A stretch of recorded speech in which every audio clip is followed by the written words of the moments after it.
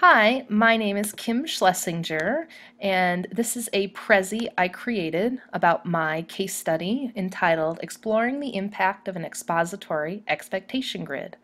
Let's get started.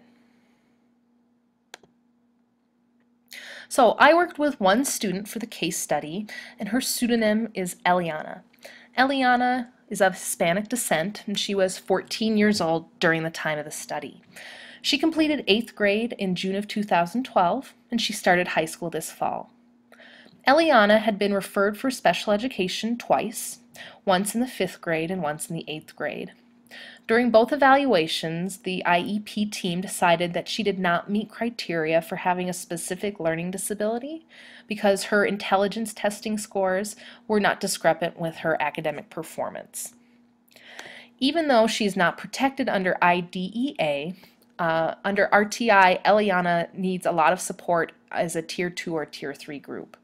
And the psychologist in her most recent evaluation noted that Eliana scored below average short-term memory scores, and this may impact her academically because she may struggle to process new information using higher order thinking skills. Before I even met Eliana, I got a list of things that she needed to work on from her school. They stated that she would need to improve her nonfiction reading comprehension skills, help cope with her test anxiety, and that she needed just some skills to be ready for high school. Eliana was a pleasure to work with because she was aware that she struggled with reading, but she was highly motivated to improve her skills. So during the first session I met with Eliana, I gave her 3 assessments.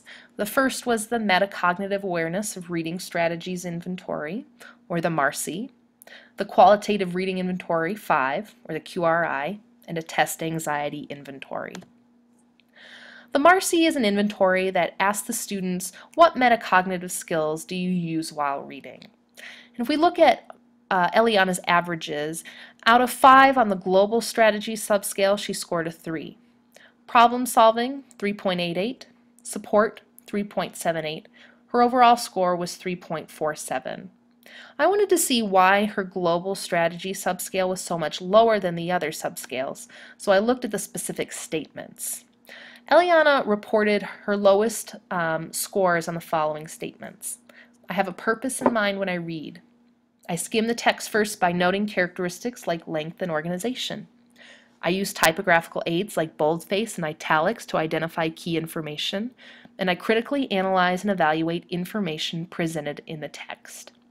If a student can do these things, they are probably going to be more successful with nonfiction reading, so I kept these in mind while I planned her intervention. The second assessment I gave was the QRI 5.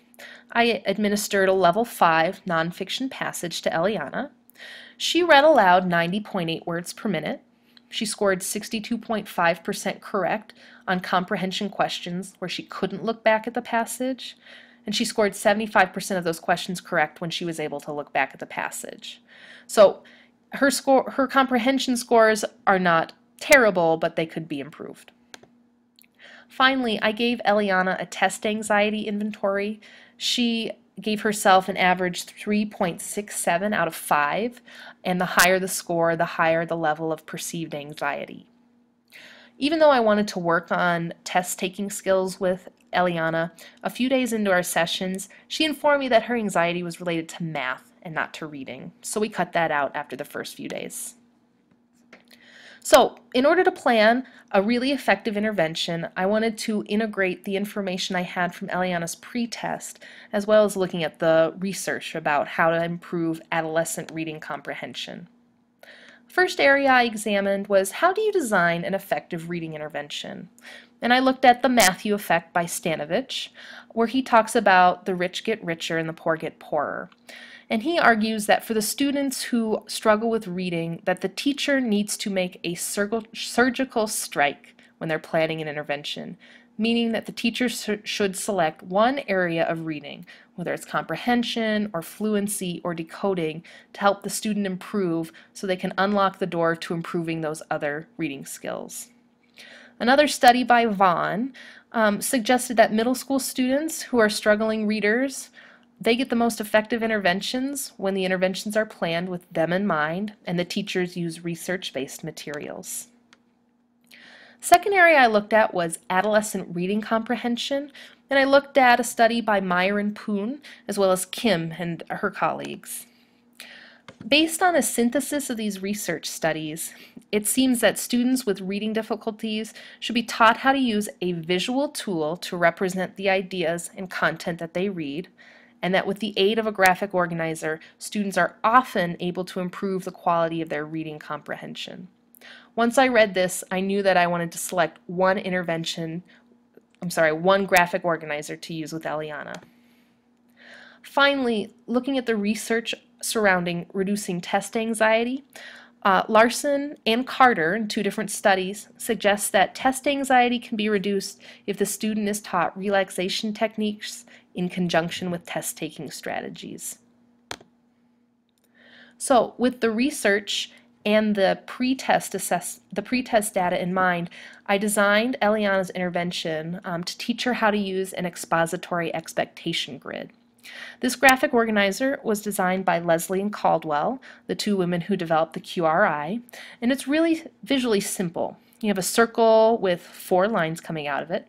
The student writes the topic that they're reading about in the middle, and before they read, they use these spaces, these 4 spaces, and they decide, or they predict, what might I be reading about? What kind of categories might be part of this text? So really looking at that text structure.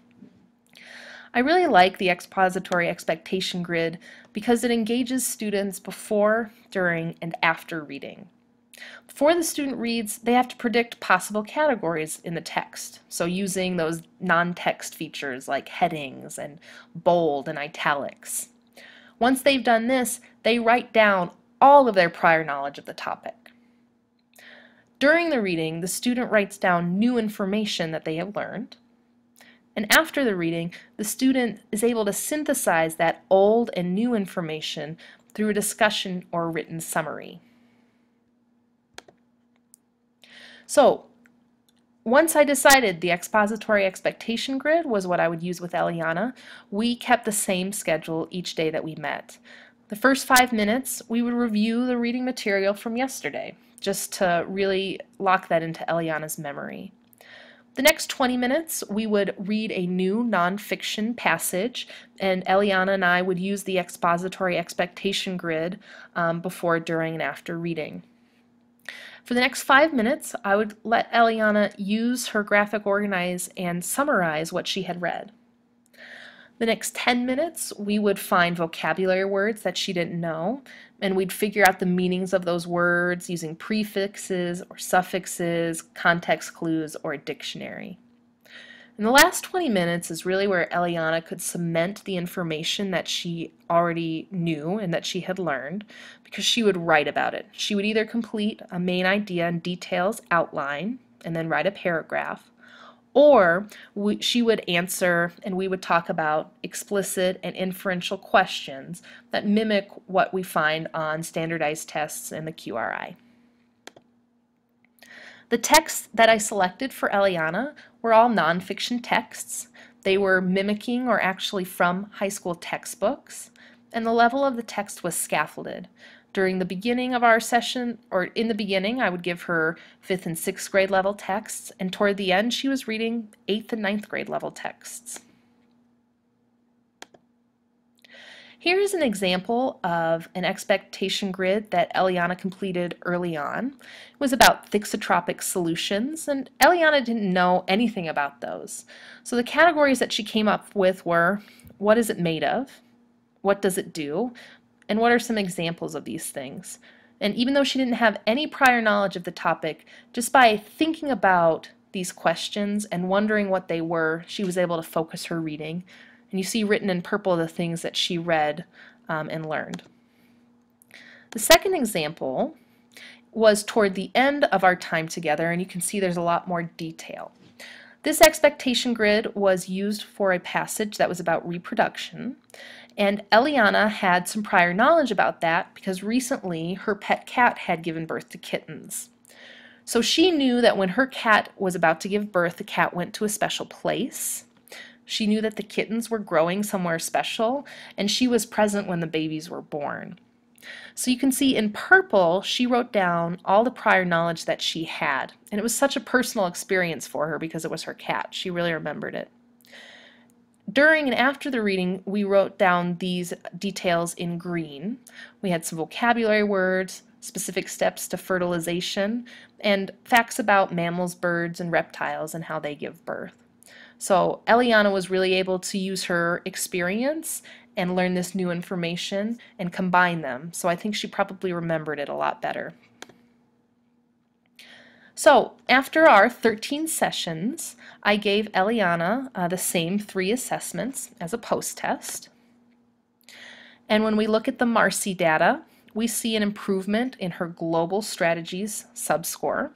She went from a 3 to a 3.62. And I believe that's because we worked so hard on nonfiction reading. Her problem-solving score declined a little bit, as did her support score.